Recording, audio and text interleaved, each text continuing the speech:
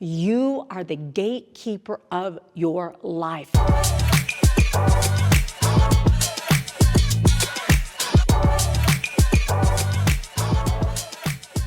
Today I want to talk to you about editing to focus. We all have to edit to focus. So you think, what do you mean edit?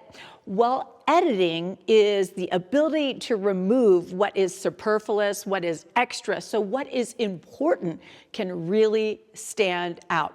Now, if any of you know me, I am a boy mom. I ended up raising 4 sons, so I hardly ever watched chick flicks. And I want to talk to you about the scene from Man of Steel, because Man of Steel has this moment in it where I completely see him editing to focus.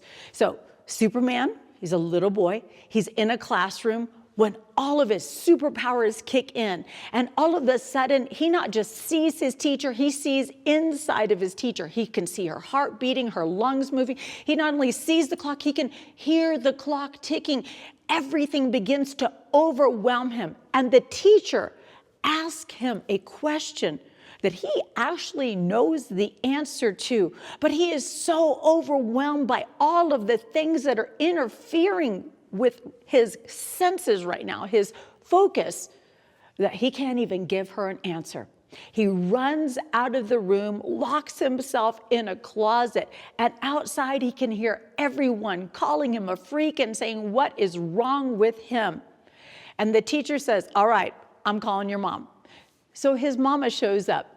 And when his mama knocks on the door, she says, come on, you got to let me in if you want me to help you. And he says, Mom, the world is just too big. And she says to him, then make it smaller. I want to give you permission to make your world smaller. You are the gatekeeper of your life. Maybe already you're feeling like, no, that's where my world is right now. It's just too big. See, making your world small does not mean less. It means that you're going to concentrate on what is the most important. See, when we allow everything to pull us in every single direction, it means we end up going nowhere. You have to decide what the pulls on your life are. You can have this incredible ability to do a lot of different things, but if you don't focus in on the most important things, you'll end up being good at a lot of things and never great at any one thing. So I'm going to help you do a little bit of a focus. First of all, the people that live in your house, they are worthy of your focus. The people that you can see, the people that you can touch, your neighbors, the people down your street, the people in your real community. Those are the people who are worthy of your attention. Now, it doesn't mean the other people don't have value. It just means that it's going to be a whole lot more effective if you focus on the people that God has put in your immediate line of sight. Focus is a hard thing for me. When I write a book, I have to move everything out of my peripheral vision. They say that if you can't see it, then your brain does not have to deal with it. So I'm going to give you a little practical exercise. I want you to write down what is the things that you want to focus on. Focus on your marriage, maybe. Focus on friendships. Focus on a career. Focus on your education. Focus on your children. I want you to write those things down. And those things are the things that move everything else out of the way so that you can see clearly a path forward. See, I believe that God is asking you and I to move closer to him. Hebrews 12:2 says, we look away from the natural realm and we fasten our gaze onto Jesus, who birthed faith within us. See, Jesus is the one who gives us the faith, our superpower, and who leads us forward into faith's perfection.